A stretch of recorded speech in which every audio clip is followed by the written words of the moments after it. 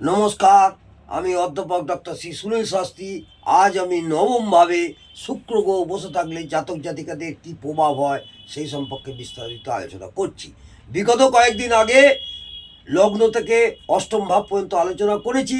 আজ আমি আপনাদের নবম ভাব, যেটাকে আমরা ভাগ্যভাব বলি, পিতৃভাব বলি, ধর্মভাবও বলি, এই 9th হাউসে শুক্র গ্রহ কোনো জাতক জাতিকার লগ্ন সাপেক্ষে শুক্র গ্রহ যদি বসে থাকে তাহলে তাদের ভাগ্যের উন্নতি হয়। তুলনামূলকভাবে এদের স্টাকের লাইফটা কম হয়। এদের স্ত্রী বা প্রেমিকার দ্বারা ভাগ্য উন্নতি হয়। এদের মাথায় রাখবেন, স্ত্রী বা প্রেমিকার দ্বারা ভাগ্য উন্নতি হয়। গুরু বা বাবার দ্বারা ভাগ্য উন্নতি হয়। গুরু বা বাবার দ্বারা ভাগ্য উন্নতি হয়, কারণ নবম থেকে ভাগ্যের বিচার করা হয় এবং শুক্র হচ্ছে নৈসর্গিক শুভ গ্রহ। শুক্র প্রেমিকা বা স্ত্রী নির্দেশ করে। শুক্র হচ্ছে প্রেমিকা বা স্ত্রী নির্দেশ করে এবং নবম ভাব থেকে পিতা ও গুরুরও বিচার করা হয়। এদের ধর্মে মতি থাকে, এরা ধর্ম নিয়ে থাকতে ভালোবাসে, কারণ নবম ভাব থেকে ধর্মেরও বিচার করা হয়। এবং শুক্র নৈসর্গিক শুভ গ্রহ, এরা খুব ভ্রমণ পছন্দ করে এবং এদের খুব ভ্রমণ হয়। সেই ভ্রমণ থেকে খুব মনোরঞ্জন করে, কারণ নবম ভাব হলো দেশের মধ্যে নানা দূরবর্তী স্থানে ভ্রমণ ও শুক্র হলো মনোরঞ্জনের কারক গ্রহ। শুক্র হলো মনোরঞ্জনের কারক গ্রহ, এটা মাথায় রাখবেন।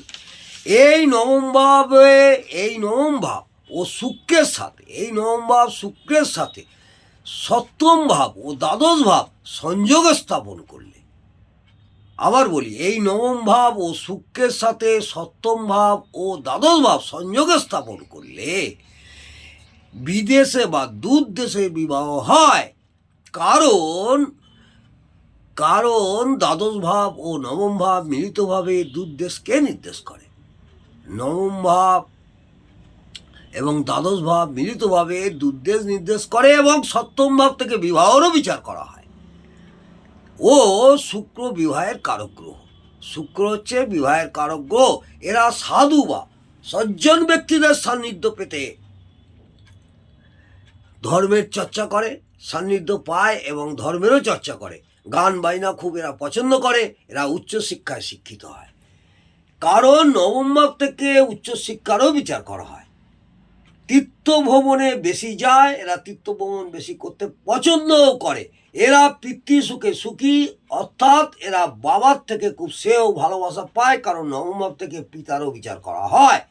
নবম ভাব থেকে আমরা পিতারও বিচার করে থাকি। ও শুক্র নৈসর্গিক শুভ গ্রহ। নিজের বুদ্ধির বলে এবং নিজের চেষ্টায় ও সামাজিক সহযোগিতায় নিজের ভাগ্য উন্নতি করে। এদের উন্নতিতে ভাগ্য সাথ দেয়।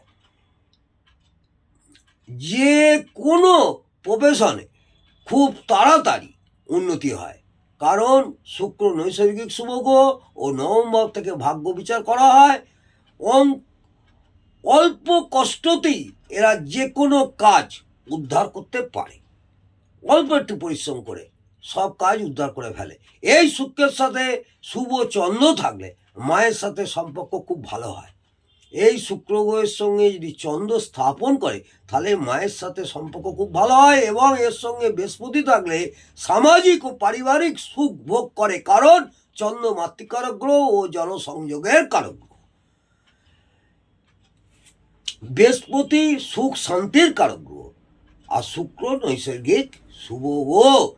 এদের রোগ জ্বালা অনেক কম হয়। এদের শারীরিক কষ্ট, রোগ জ্বালা অনেক কম হয়। ভাই বোনেদের সাথে সম্পর্ক খুব ভালো হয়। তুলনামূলকভাবে এরা শান্ত স্বভাবের হয়। এরা খুব শান্ত স্বভাবের হয়। নবম ভাবের সাথে তৃতীয় ভাব, পঞ্চম ভাব, সপ্তম ভাব শুক্র ও বুধের সংযোগ স্থাপন করলে, আবার বলি, নবম ভাবের সাথে তৃতীয় ভাব, পঞ্চম ভাব, সপ্তম ভাব শুক্র বুধের সংযোগ স্থাপন হলে ফেসবুকে প্রেম করে বিবাহ হয়। ফেসবুকে প্রেম করে বিবাহ হয় এবং প্রেমের দ্বারা এদের বিবাহ হওয়ার সম্ভাবনা প্রবল। দূরবর্তী স্থান, কারণ নবম ভাব দূরবর্তী স্থান, তৃতীয় ভাব হলো যোগাযোগ, পঞ্চম ভাব প্রেম, সপ্তম ভাব বিবাহ। বুধ যোগাযোগের কারক গ্রহ। বোঝা গেল? শুক্র বিবাহের কারক ও মোবাইল অর্থাৎ শৌখিন জিনিসের কারক গ্রহ।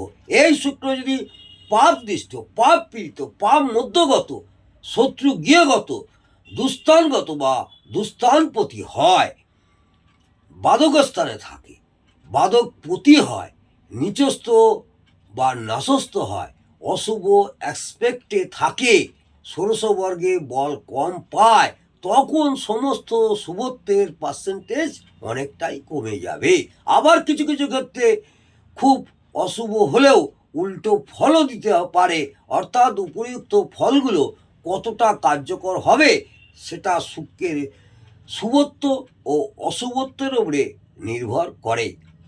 তাই আজ আমি এইটুকুনি আপনাদের সংক্ষিপ্ত আলোচনা করলাম, নবমভাবে শুক্র গ্রহ থাকলে জাতক জাতিকাদের কী প্রভাব হয় সেই সম্পর্কে আলোচনা করলাম।